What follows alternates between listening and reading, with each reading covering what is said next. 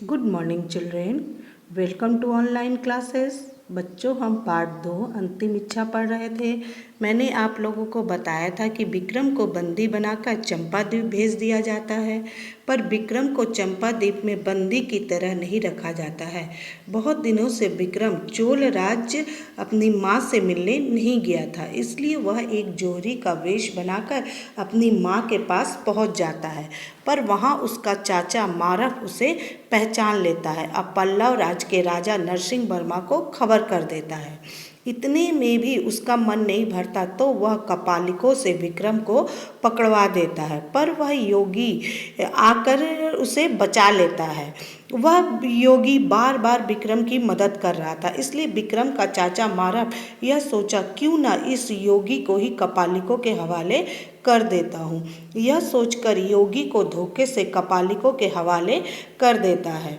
कपालिक योगी की बलि देने की तैयारी कर ही रहे थे कि विक्रम वहाँ पहुँच गया और कपालिकों के गुरु को ही मार डाला। मारप भी वही था। उसका विक्रम से जोरदार युद्ध हुआ और मारप को भी विक्रम ने मार डाला। तब योगी कहते हैं कि विक्रम, आज तुमने मेरे प्राण बचाए हैं, चलो यह सारी बात पल्लव नरेश को बताते हैं। अब बच्चों, मैं इसके आगे का पाठ पढ़ रही हूँ। दोनों नरसिंह वर्मा के दरबार में पहुँचे। वहाँ बड़े बड़े अधिकारी बैठे हुए थे, परंतु राज सिंहासन खाली पड़ा था।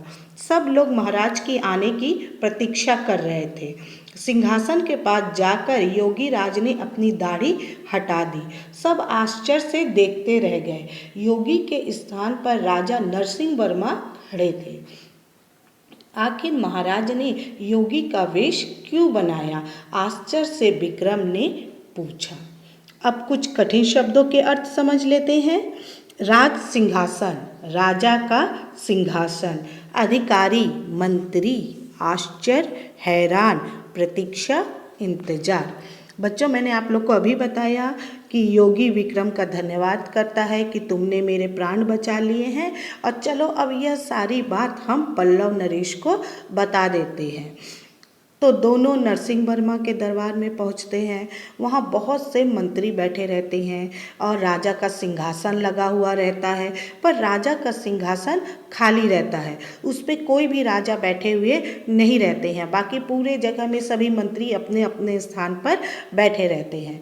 सभी राजा के आने का इंतजार कर रहे होते हैं, पर वह योगी राजा के सिंहासन पर जाता है और अपनी दाढ़ी को हटाता है। मतलब जो योगी था वो सीधे राजा के सिंहासन पर कोई भी बैठा नहीं हुआ है, पर वह योगी राजा के सिंहासन के पास जाता है और अपनी दाढ़ी को हटाता है। बच्चों, अब हम लोग ये जानेंगे कि यह योगी कौन था जो बार बार विक्रम की, उसकी माँ की मदद कर रहा था।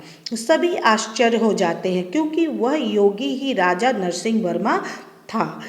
जब वो योगी दाढ़ी हटाते हैं तो देखते हैं कि वह वहाँ पे राजा नरसिंह वर्मा खड़े हैं जो योगी का वेश बनाए हुए हैं। सब आश्चर्य हो जाते हैं, विक्रम आश्चर्य हो जाते हैं, पूरे दरबारी मंत्री सब आश्चर्य हो जाते हैं कि ये राजा नरसिंह वर्मा को क्या हो गया कि जो ये पूरा दाढ़ी लगा करके आए हैं और अब दाढ़ी भी हटा रहे हैं। और वह सोचता, और विक्रम आश्चर्य हो जाता है और विक्रम सोचता है कि क्या कारण था जिसके कारण राजा को योगी का वेश बनाना पड़ा। और ये राजा जो नरसिंह वर्मा थे वो तो चोल राज के दुश्मन थे, क्योंकि दोनों में ही युद्ध होता था।